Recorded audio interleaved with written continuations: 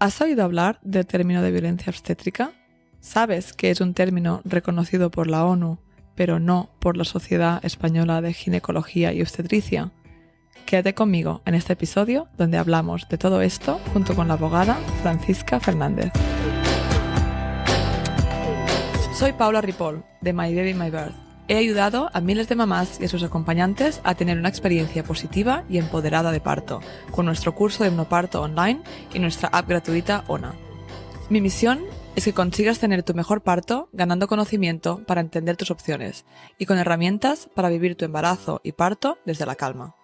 Si estás al final de tu embarazo y vas a escuchar este podcast, te recomiendo después quizá escuchar una relajación con ONA App y focalizarte otra vez en todo lo positivo. Francisca es increíble y cuenta todas las verdades desde un punto de vista muy de hechos y realidades, pero sí que en algún caso hay algunas cositas más duras de escuchar. Así que simplemente quería advertiros, y si crees que es demasiado para ti, pues simplemente pasa al siguiente episodio. Bienvenidas al episodio número 16 del podcast Tu Mejor Parto de My Baby My Birth. Hoy está con nosotras Francisca Fernández Guillén. Francisca, muchas gracias por estar aquí y bienvenida a este espacio. Gracias a ti, Paula, por este espacio estupendo y que tanto necesitamos las mujeres. Gracias a ti. Francisca es abogada, especialista en negligencias médicas, responsabilidad civil y seguros. Ella obtuvo un premio internacional a la defensa de los derechos humanos en el 2018 y tiene 20 años de experiencia en la defensa jurídica de pacientes y usuarios, en especial a la atención al parto. Hoy, Francisca, vamos a hablar sobre violencia obstétrica, que es un término que, cada vez está más a la orden del día, ¿no? Que oímos más, leemos en periódicos, y creo que es muy importante que las mujeres entiendan que existe, que hay mujeres que lo sufren y que, teniendo información, entendiendo que existe, pues poder ya desde el embarazo evitarla, pues por ejemplo, escogiendo el lugar donde vas a dar a luz, ¿no? Entendiendo tus derechos y tus opciones. Pero bueno, que es importante abordar el tema, y por eso creía que tú eras la mejor persona para hablar de esto con toda esta experiencia que tienes. Entonces, si te parece, podemos empezar hablando sobre qué es la violencia obstétrica. Bueno, violencia obstétrica es un concepto amplio que engloba muchas situaciones y aspectos.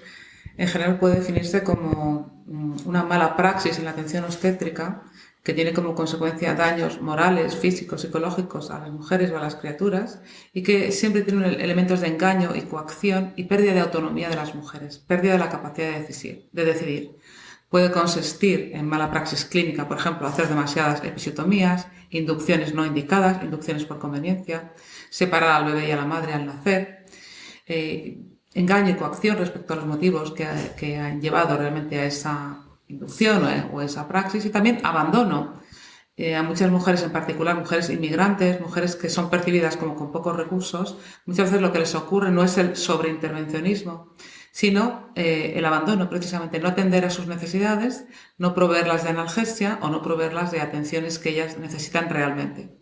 ¿Y cómo es posible, ¿no?, que esté pasando y que es una práctica bastante desapercibida aún, ¿no? O sea, que oímos un poco más hablar del tema, pero aún no es algo que muchas mujeres estén enteradas de que existe. Bien, obviamente tiene que ver con nuestra condición de mujer en primer lugar. Yo diría que la atención obstétrica es un reducto en donde las mujeres no hemos conseguido la autonomía y el respeto que tenemos en otros ámbitos, en el ámbito profesional, en el ámbito político, por ejemplo. Ahí seguimos siendo consideradas como menores de edad, como personas sin capacidad para tomar decisiones. Hay también intereses, por ejemplo, realizar cesáreas es mucho más cómodo para los profesionales, que la resuelven en 20 minutos, y mientras que un parto puede durar 10, 12, 16 horas. Esto ocurre en la privada, pero también en la pública, porque muchas veces me dicen, no es verdad esto del tiempo, porque si yo trabajo en la pública hay un turno, si la mujer no ha dado a luz cuando acaba mi turno, otro profesional va a atenderla. Bueno, no es cierto, porque sabemos que se hacen muchísimas más cesáreas o forces en determinadas horas de la noche y también en determinados días de la semana. ¿Para qué? Pues para que duerman la guardia los profesionales de paritorio, para que no tengan que estar pendientes de esta parturienta. También a veces, si lo que se quiere es pasar la noche sin hacer nada, a veces también se sube la dosis de epidural, con lo cual el parto se detiene, se queda, digamos, en una fase latente y pasa al siguiente turno de la mañana. Quiero decir, estas cosas ocurren también en la pública. En la privada más puede ser. En la privada es muy común que se induzcan los partos un jueves o un miércoles entre semana y no se deje que una mujer se ponga de parto espontáneamente porque haya un periodo de vacaciones, un festivo, en el que pueda molestar a ginecólogo o ginecóloga que la van a atender.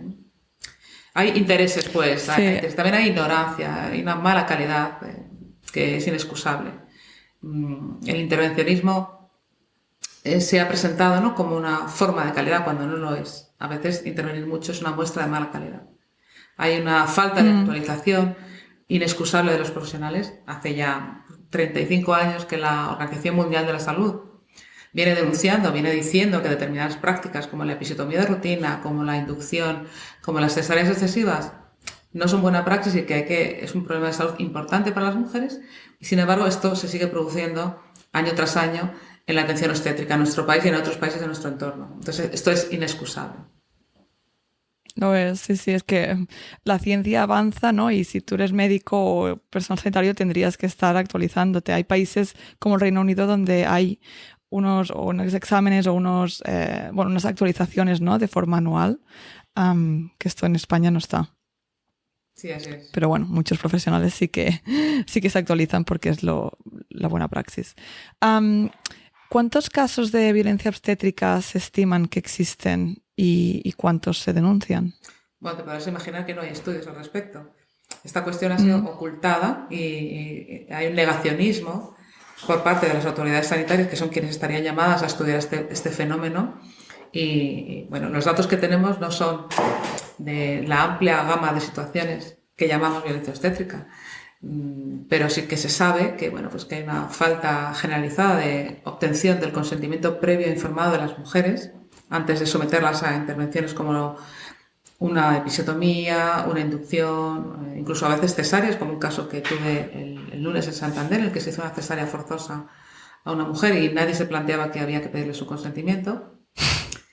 Bueno, la excusa era el COVID. En general, piensan que hay que pedir el consentimiento de las mujeres porque se lo dicen los jueces, se lo dicen los asesores jurídicos, pero con la excusa del COVID enseguida se olvidan, ¿no? Enseguida pensaron que si había cualquier excusa, cualquier motivo ya, no, porque hay una facilidad para olvidarse de que nosotras también tenemos que consentir o rechazar, tenemos derecho a consentir o rechazar las intervenciones obstétricas. En fin, no hay estudios, no hay números, salvo quizá pues estas cifras de las que te he hablado antes, una cifra exorbitante de episiotomías, de inducciones del parto, de cesáreas. Esas cifras pues nos hablan de una situación de una pésima calidad y una situación preocupante, porque como sabemos que son excesivas, porque hay un número razonable, te voy a poner un ejemplo. En Valencia, en la pública, hay hospitales públicos de Valencia donde tienen una tasa de cesáreas que supera el 42%.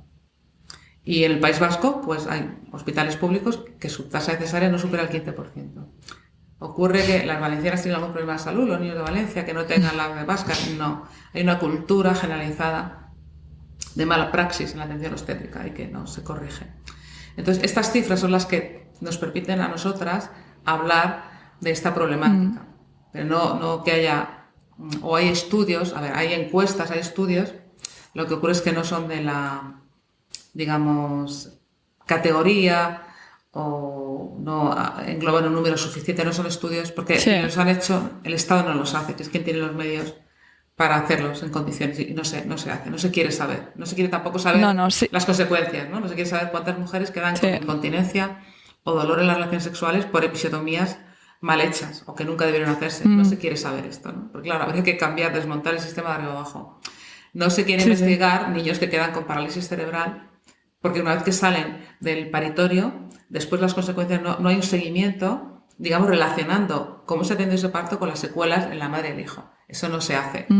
Este niño llegará al cabo de 2 años, será diagnosticado. Quizá el pediatra piense, si va a un pediatra neurólogo, pida a lo mejor información sobre el parto y pueda ver si ha habido eventos hipóxicos, lo que ha ocurrido, pero desde luego, quienes atendieron ese parto se van a quedar tan tranquilos y no van a conocer ni quieren saber cuáles han sido las consecuencias de esa Cristeller o de esa ignorancia del monitor o de esa oxitocina sintética que han subido para acabar cuanto antes el parto que acaba provocando hipoxia. De eso no se van a enterar. Tristemente. No, y la que sufre las consecuencias, pues evidentemente el bebé y la familia, la madre y el padre. Sí. Por eso es tan importante lo del consentimiento informado. Ya lo hemos hablado en el podcast, ¿no? Creo que es episodio 5 con Marta Busquets, ¿no? Hablamos de los derechos en el parto, pero súper importante entender, ¿no? Que se tiene que pedir el consentimiento informado. Y como este podcast, imagino que lo escucharán más mujeres embarazadas que los profesionales médicos, pues es importante que vosotras, ¿no? Os empoderéis y sepáis que podéis decir que no, y que si se hace algo que no se os ha preguntado, podéis pararlo, ¿no? Aunque idealmente pues ya te lo preguntan. Entonces, has hablado de algunos casos bastante extremos, pero también has mencionado antes, ¿no? Que a veces que no hace falta ser una cesárea, que no te piden el consentimiento, pueden ser otras prácticas. Entonces, ¿nos podrías dar ejemplos de prácticas más sutiles de violencia obstétrica? Bueno, lo más común suele ser que en la semana 39 ya te van sugiriendo que el bebé es muy grande, que hay mucho líquido amniótico, que hay poco líquido amniótico. Las inducciones. Las inducciones son tremendamente convenientes para el sistema, en la pública y también en la privada.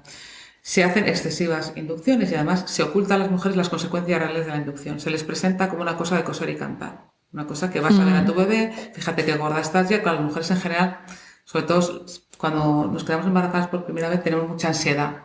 Y la semana 40, ¿no? Resuena ahí como, ya la semana 40...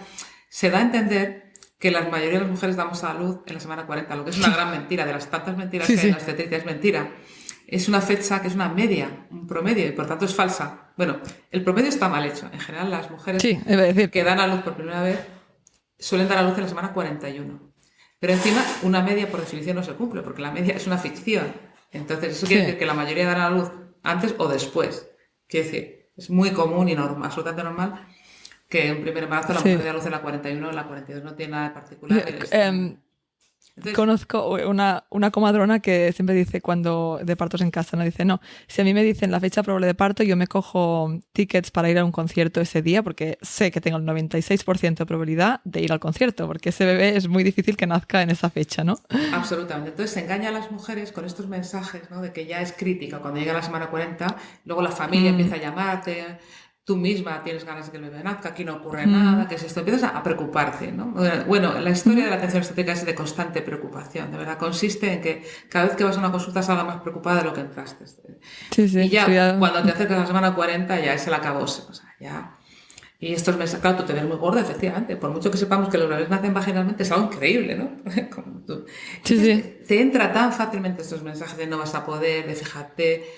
y bueno, ellos saben qué decir perfectamente. Siempre hay poco líquido, cualquier cosa que te digan justifica una inducción. Claro, luego miras las estadísticas y te das cuenta la cantidad de mujeres que han sido engañadas con esto. Y nunca les dicen las problemáticas de la inducción. La inducción del parto es muy estresante para el bebé y también para la madre. Entonces tienes mucha más probabilidad de que tu parto acabe en cesárea, en forceps o que haya eventos de pérdida de bienestar fetal.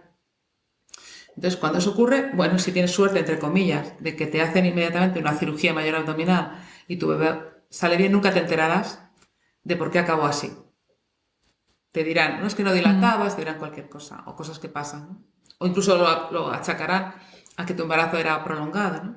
Cuando en realidad probablemente se debe a la oxitocina sintética, a la inducción en sí, exactamente. Pero si no tienes suerte, como le ha pasado a muchas mujeres tristemente, pues tu bebé pagará las consecuencias o tú las pagarás. Y esto es una de las grandes mentiras, para mí, la más preocupante hoy en día de la obstetricia moderna, que es el elevadísimo número de inducciones innecesarias que se hacen. Luego hay un engaño, una cosa que me llama mucho la atención, es lo de empujar. Se lo digo a todos mis clientes que llaman, no puedo evitar decírselo. A veces ya no tiene remedio, pero se lo quiero decir, aprovechar este podcast para decirlo. La mentira más veces repetida del embarazo y del parto es lo de empujar. Pero si las mujeres no podemos empujar, y tú me dirás, ¿cómo no vamos a empujar? Si lo vemos en las películas, empuja, las matronas y los ginecólogos. No tenía fuerza para empujar. Pero vamos a ver que el útero, el movimiento uterino es involuntario, por favor, que es una gran trola, es una mentira. Tú no puedes empujar al útero.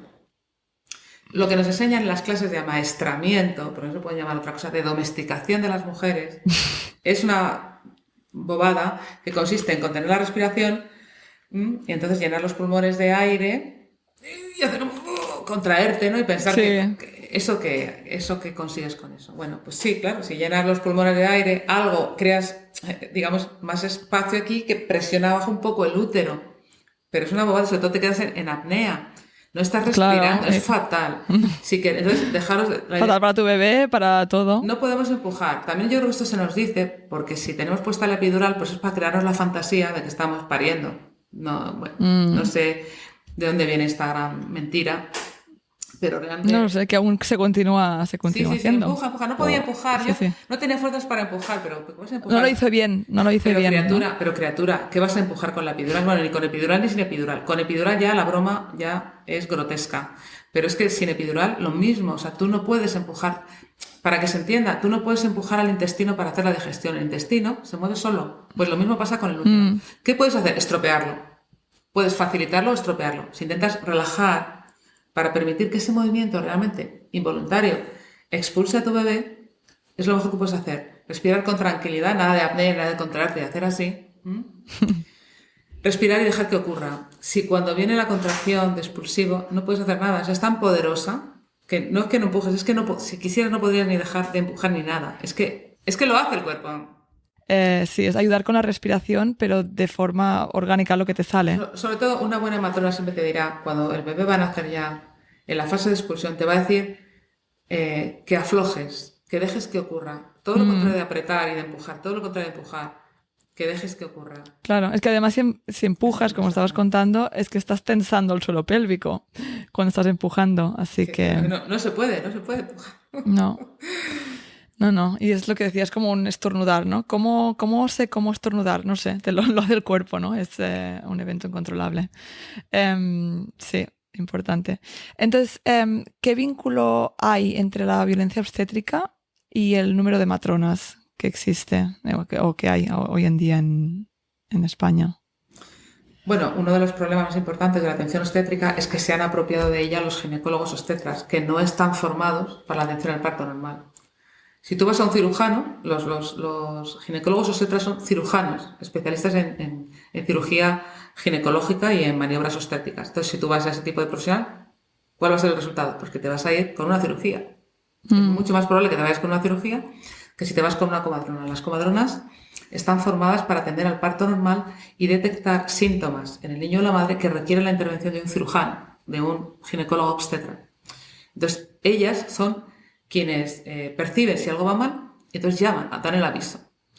Y si va todo bien, ellas van a atender de principio a final ese parto. Están capacitadas para ello, son la profesional más eficiente, más económica, que mejores resultados obtiene en la atención a los partos normales. Y si algo va mal, obviamente. Entonces sí que es necesario y valioso, por supuesto, no puede ser de otra manera, la intervención de un patólogo. Pero hay que tener claro que un ginecólogo es un patólogo especialista en las disfuncionalidades y problemas del parto. Entonces, si tú quieres tener problemas, vete a un patólogo que te los va a encontrar. Y si no quieres tenerlos, ve a una comadrona. Sí, y es que pensamos, ¿no?, que un médico será mejor que una comadrona, ¿no? Tenemos esta imagen, pero no es así, ¿no? Y en otros países está muy claro, y bueno, en España también, pero depende del hospital, ¿no? Hay países donde está súper claro que hay centros donde solo hay matronas, ¿no? En España las casas de nacimientos, aunque hay pocas, son lideradas por matronas y aquí son ellas las que deciden todo, es un rol completamente autónomo y un ginecólogo pues no pinta, ¿no? Allí. Así que es importante diferenciarlas, como has dicho, has explicado muy bien las funciones. Y además en España las matronas tienen una formación especialmente intensa y amplia. Por ejemplo, en Inglaterra, donde tú estás, Paula, ellas no llevan patologías ginecológicas, por ejemplo, no llevan abordaje ginecológico. Y aquí en España, sin embargo, ellas están formadas también en cuidados en el puerperio y ginecología, problemas de la mujer, de salud de las mujeres, climaterio, o sea, es muy amplia su formación, es muy buena formación la que tienen. Sí. Entonces, bueno, hemos hablado un poquito ya, pero igual está bien repasarlo, ¿no? ¿Por qué es tan importante el consentimiento informado? Bueno, yo empezaría por la primera parte del consentimiento, que es la información. Lo previo es la información. Si tú conoces bien los beneficios, riesgos y alternativas de cada intervención que se te proponga, tú podrás elegir y protegerte además. O sea, lo primero es la información. Una vez que tengas esa información, podrás elegir tomar la mejor decisión para protegerte a ti y a tu bebé de resultados adversos. O bien, si decides asumir un resultado adverso, lo vas a conocer, vas a estar convencida que es la mejor opción, la vas a aceptar y no va a ser traumático, porque tú vas a aceptar esa intervención con conciencia de que es lo mejor para ti y para tu bebé, y además con una mente de respeto, ¿no? y de unión con el equipo que te atienda, ¿no? De aceptación. Y vas a estar preparada si todas las intervenciones tienen riesgos. Pero si tú los conoces, los asumes y ocurren, al menos vas a estar preparada psicológica y físicamente para afrontarlos y sobrellevarlos mejor. Entonces, de ahí la importancia del consentimiento informado. ¿Y cuántas veces esto no ocurre, no? Que simplemente, no sé, hablaba con una mujer que ha hecho el curso de hipnoparto, ¿no? Y hablábamos de su primer parto y decía que en vez de decirle, te aconsejamos hacer una episiotomía, estos son los beneficios, los riesgos, las alternativas y darle toda la información, simplemente dijeron, bueno, vamos a acelerar un poco, ¿no? Vamos a ayudarte un poquito. Esto para decir que se va a hacer una episiotomía, ¿no? Muchas veces dicen, bueno, te voy a decir lo que te voy a hacer. ¿Cómo que me vas a decir lo que me vas a hacer? No, me tienes que decir lo que tú consideras que se debería hacer, las alternativas para que yo elija y yo consienta o no, o rechace. Es una trampa también la palabra consentimiento, porque parece que lo único que tú tienes que hacer es consentir lo que te digan, no incluye la palabra rechazo. Sí. ¿No? Y la incluye, claro, legalmente claro que la incluye. Sí, sí, es verdad, porque supuesto. Puedes decir que no, igual que hay mujeres también que a veces les cuesta entender, o bueno, es que cuesta porque el sistema está puesto así. Si tú dices que no a alguna cosa, que te hacen firmar un papel, ¿no? Aunque sea que eres una mujer que no quería la vía.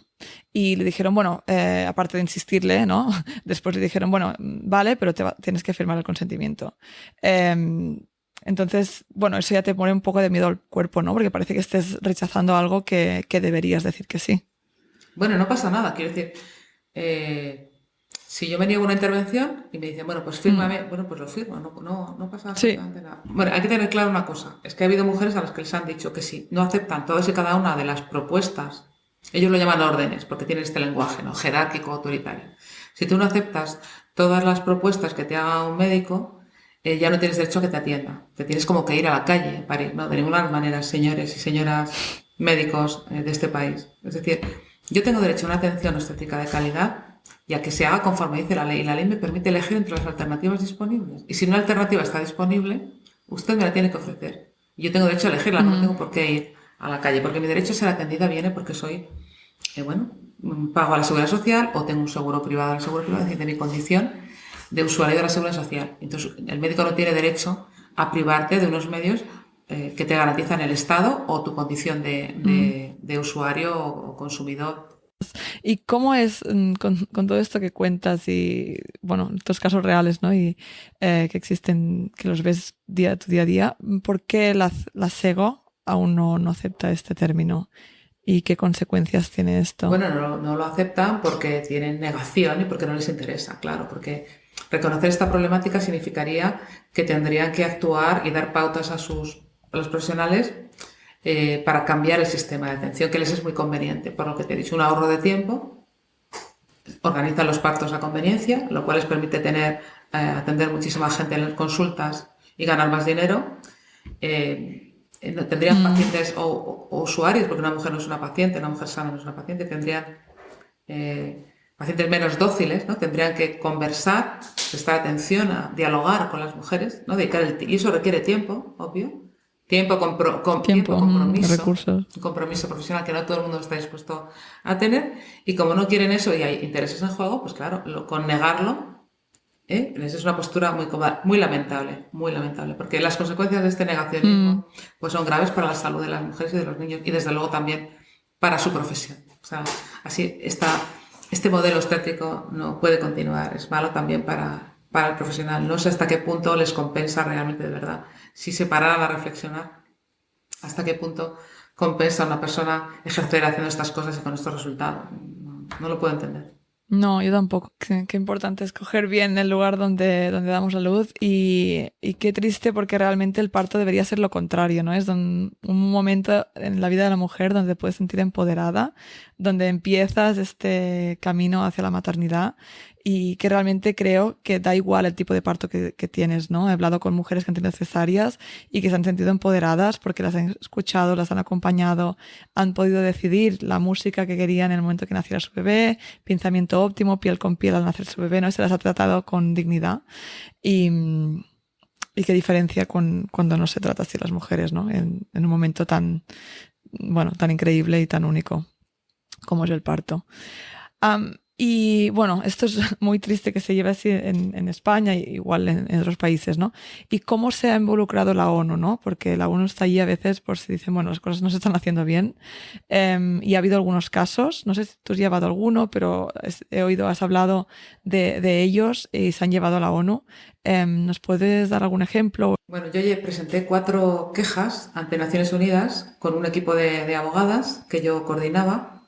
Y de estas 3 quejas que presenté por casos de violencia obstétrica, 3 fueron admitidos a trámite. Hubo alegaciones por parte del abogado del Estado español y nuestras. Y finalmente el Comité de Naciones Unidas para la Eliminación de la Discriminación contra la Mujer falló positivamente, estimó las quejas, hizo una serie de recomendaciones al Estado español denunciando una situación en la que la calidad obstétrica es mala desde el punto de vista clínico, digamos, y también de los derechos de las mujeres en los hospitales públicos, donde dieron a luz estas 3 mujeres, que fue en el País Vasco, en Andalucía y en Galicia. Y luego también los jueces que examinaron los casos de estas 3 mujeres también aplicaron estereotipos sexistas. Pensaron que la mujer no tenía ningún derecho a tomar decisiones, que es todo lo contrario de lo que dice la ley, que dice nuestra ley no distingue habla igual para hombres que para mujeres, no distingue si la mujer está embarazada o no. Y allí donde no distingue la ley, ¿por qué iban a distinguir los jueces? Es decir, inaplicaron la ley. ¿Y por qué la inaplicaron? Por estos estereotipos sexistas. Entonces, el Comité para la Eliminación de la Discriminación contra la Mujer emitió estas decisiones que obligan al Estado a repararlas, a reparar el daño que les han causado, y también emite una serie de recomendaciones generales de mejora de la atención obstétrica, formación de jueces para luchar contra los estereotipos sexistas en el ámbito de la medicina, también formación para los propios operadores jurídicos, aunque no sean jueces, y crear un sistema de reclamación eficaz, porque estas mujeres, los casos duraron 10, 12 años, desde que ocurrió el evento hasta que logramos estas decisiones. No es un periodo aceptable realmente. Entonces, ¿qué tiene que hacer una mujer que ha sufrido violencia obstétrica? ¿Qué es lo que tiene que hacer? Bueno, no es poco que ya conozca qué le ha ocurrido. No es poco.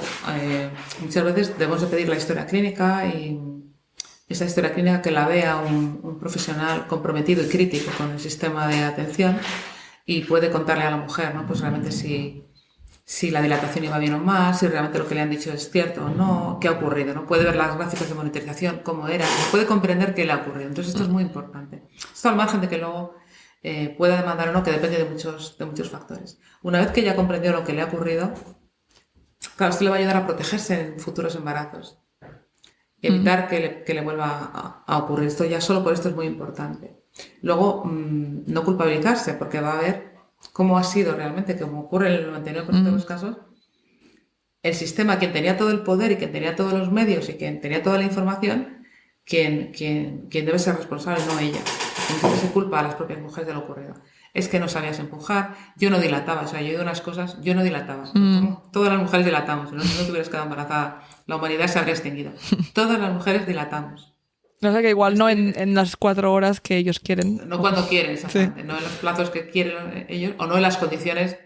O si no estás preparada, tú no estás preparada para parir, te inducen el parto, pues claro, pero el problema no es que tú no puedes decir no dilato. Bueno, entonces librarse de esta culpa, de estos mensajes dañinos, ya es bastante. Y después, si ha habido secuelas de importancia, se puede plantear una demanda, o si no, al menos desde luego, una buena reclamación, una reclamación bien hecha. Yo en mi página web he puesto modelos de ejemplo de reclamación de responsabilidad patrimonial, de cartas de reclamación a todas las instituciones implicadas. Si estás en la privada, por ejemplo, al Servicio de Atención al Paciente de la clínica, pero también a la Dirección General de Seguros y Fondos de Pensiones, que controla un poco el funcionamiento de estos seguros y que les es exigible una calidad. Porque claro, una aseguradora elige cuánto paga a los ginecólogos. Los ginecólogos, por el poco dinero que les pagan por un parto, no está dispuesto desde luego a estar de guardia 12, 14, 16 horas. ¿Qué hace? Pues lo que he comentado.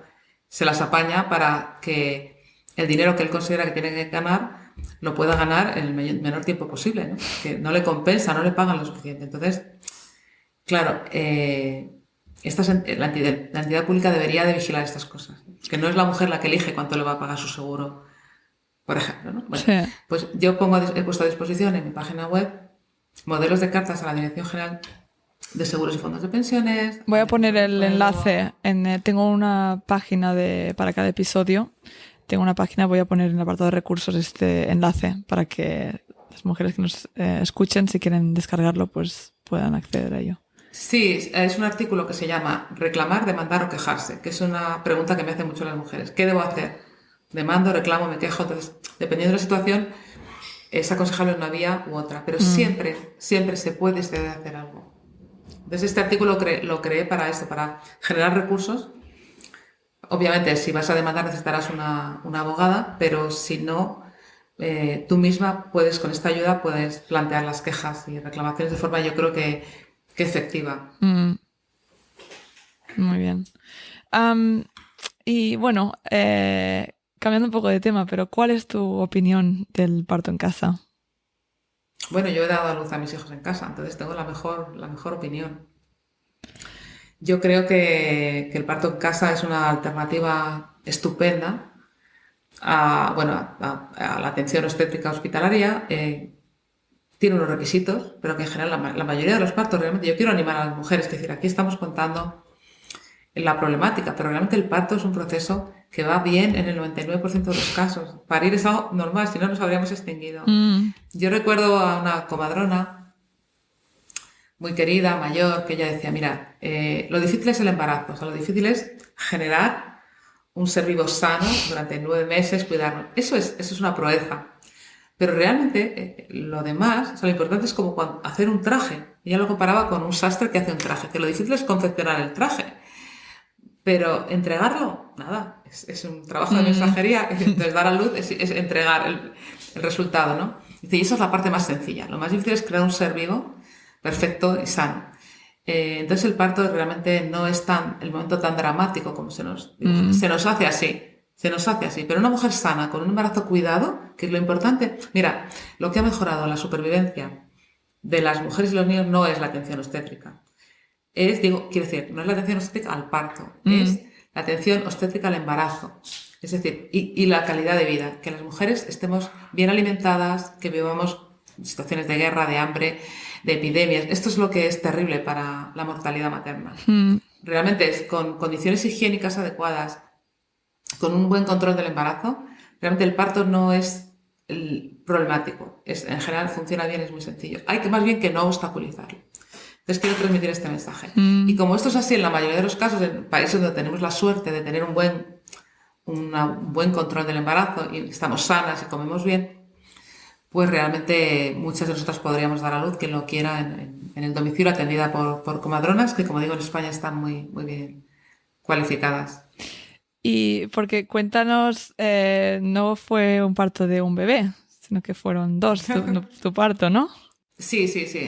Yo ya quería parir en casa desde mi primera hija, porque ya había visto, por cosas que no vienen al caso, por casualidades de la vida yo había visto cómo opinaban de las mujeres los obstetras en algún hospital que fui testigo de conversaciones y yo me di cuenta que nos trataban casi como si fuéramos una vaca, ¿no? Yo vi que no, a mí no me gustó esto. Entonces yo ya planifiqué con mi primera hija dar a luz en casa porque yo no quería entrar en ese día a luz en un hospital público español, tuve una pésima experiencia.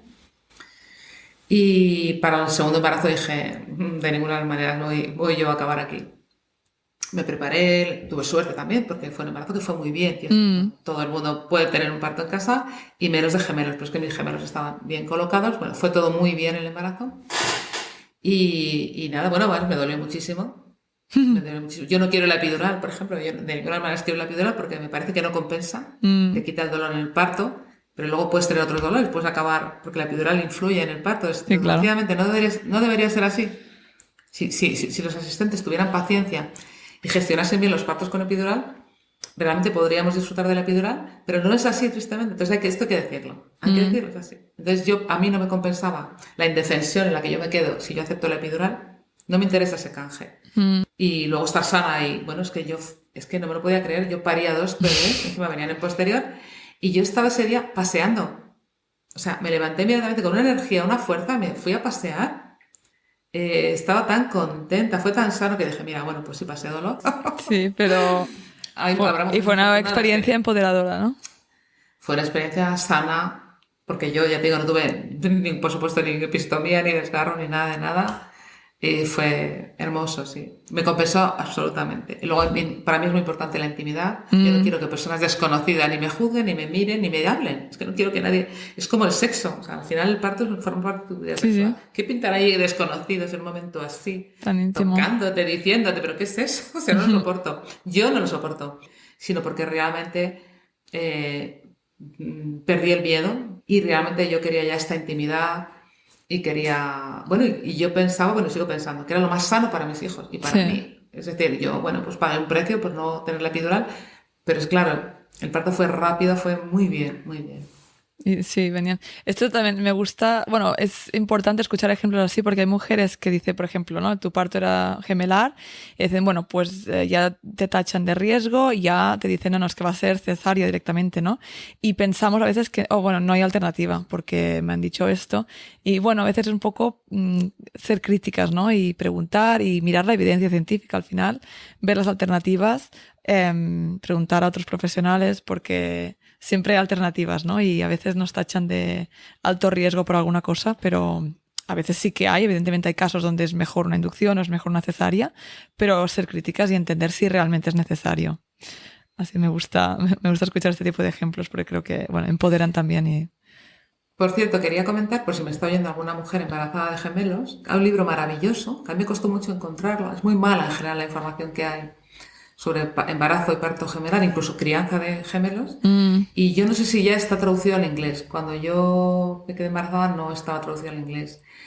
Que es Having Twins, de Elizabeth Noble. Nobel, se pronunciará. Noble, sí, se pronunciará Nobel. Elizabeth Nobel, Having Twins. Lo recomiendo muchísimo. Es un libro estupendo, con muy buena información. De muchas fuentes, muy, muy elaborado. Qué guay. Pues pone el acento en lo que hemos hablado antes. Sí. Lo más importante para tener un buen parto es tener un buen embarazo.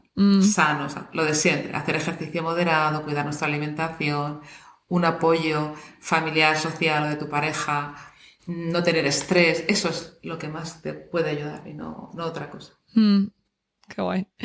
Y bueno, Francisca, siempre me gusta terminar el podcast que me digas, ¿no? Si le pudieras dar algo a una mujer embarazada, ¿qué sería? Bueno, nosotras en el Parto es Nuestro y en otras organizaciones de mujeres en las que yo he estado trabajando, elaboramos casi, ¿no? Pues sí, un listado de consejos para protegernos, ¿no? Para tener un buen parto.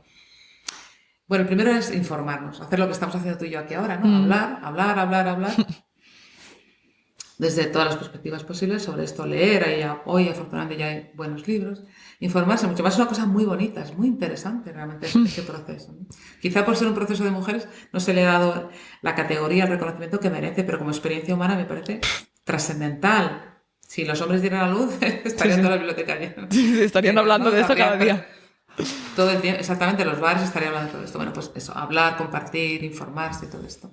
No tener miedo a comprender las partes malas, porque a veces nos da miedo conocer estas realidades y preferimos incluso no escucharlo. Es muy malo porque al final estás indefensa. Y cuando te ha pasado algo, dices, me cachis, si alguien me hubiera avisado, si alguien me lo hubiera dicho, me hubiera podido proteger. Entonces es importante saber, elegir muy bien el lugar en el que se va a dar a luz. A veces el margen es muy pequeño, a veces el margen de libertad es muy pequeño. Pero bueno, allí donde existan alternativas, pues elegir la mejor.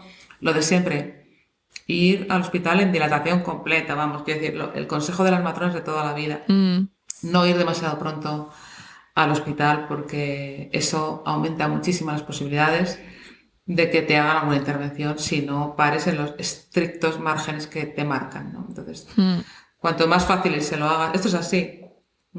Cuanto más fácil les hagas el trabajo a los médicos y matronas, más posibilidades tienes de que salgas de allí ilesa. La epidural, bueno, me parece un invento la epidural, pero de verdad, yo creo que toda mujer debería plantearse, intentar no recurrir a ella. ¿Por qué? Pues porque al final tiene inconvenientes. No nos lo dicen, pero tiene inconvenientes. Una epidural puede provocar una caída repentina y brusca de la tensión arterial que haga que el parto tenga que acabar en cesárea. Yo he leído muchos estudios que hablan de que realmente un parto puede ser igual de sano con epidural que no. Y me lo creo, pero al final es lo que decía antes, para que eso ocurra, los profesionales tienen que tener una paciencia y unos conocimientos y un arte que no tienen. Entonces al final sí que influye negativamente. Entonces, prepararse para intentar tener un parto y pensar que puede compensar. Cuando nos dicen, parir sin epidural tiene el mismo sentido que arrancarse una muela sin anestesia. Bueno, esto es una tontería soberana, porque tener un hijo no es igual que arrancarse una muela, ¿de acuerdo? Y además, a veces si por la epidural, bueno, no es por la epidural, insisto, es por cómo te atiende de mal el parto cuando tienes epidural. Si al final acabas con una cesárea o con unos forceps, pues menudo negocio hecho, ¿vale? Me ha ahorrado el dolor en una parte de la dilatación. Y algo que yo siempre cuento en mis clases de hipnoparto, pero creo que es muy importante entender que el dolor del parto tiene una razón de estar, que es muy diferente romperte una pierna o que te saquen una muela, que algo no está bien con tu cuerpo, a pues las sensaciones del parto, que realmente tiene un motivo, y es que van a hacer tu bebé, tu útero está trabajando a tope, ¿no? Entonces, si piensas en estas sensaciones como algo poderoso, ¿no? Y no como algo negativo y algo que no quieres que pase, ¿no? Sino que queremos que continúe el parto, que las sensaciones pues sean más intensas. Y bueno, sí, el parto es intenso, pero es muy diferente a romperte una pierna donde algo no funciona bien y te duele, porque tu cuerpo está reparándolo. En el parto todo está muy diseñado para que eso funcione así, y hay un cóctel de hormonas también, ¿no? que te ayuda a llevarlo. Así que importante tener esta mentalidad. A mí me ayudaba mucho cuando me decía, yo tuve una doula, tuve mi matrona, entonces mi doula me decía, mira, una contracción que pasa, ya ha pasado, ya ha pasado. Una ya menos. Vamos a ver, ya las pasó, y decía, bueno. Y luego yo la miraba y le decía, oye, ¿esto es así? Porque de ella sí me fiaba, porque ella decía, sí, yo tuve un parto posterior como tú, y sí. Eso a mí me ayudó mucho. Sí, bueno, en ese momento es eso que a veces palabras, ¿no? Cosas que nos dicen que te ayudan a continuar. Qué bien, Francisca. Pues bueno, creo que es una información invalorable, súper interesante. Espero que ayude, bueno, seguro a muchas mujeres pues a prevenirlo, ¿no? Y a, pues eso, a ser críticas y a escoger bien dónde dar a luz, porque eso es una de las cosas, ¿no? que van a afectar un poco pues cómo va a ir tu parto, aparte de muchos otros factores, pero es un factor importante escoger bien y quién te acompaña ese día. Así que ha sido un verdadero placer. Muchas gracias por este tiempo y por todo el trabajo que haces. Gracias a ti, Paula. Muy bien. Y bueno, a todas nos vemos la semana que viene. Que tengáis muy buena semana. Si te ha gustado este podcast, dale al seguir, valora y escribe una reseña. Y comparte en tus redes sociales para que este podcast llegue a más mamás y familias. Puedes seguirme en Instagram, @mybabymybirth. Y recuerda descargarte la app ONA de forma gratuita en App Store y Play Store, donde encontrarás las relajaciones de hipnoparto junto con un contador de contracciones u olas. Y si quieres profundizar en los temas que hablamos en el podcast, puedes adquirir nuestro pack digital de hipnoparto para conseguir tu mejor parto. Te veo la semana que viene.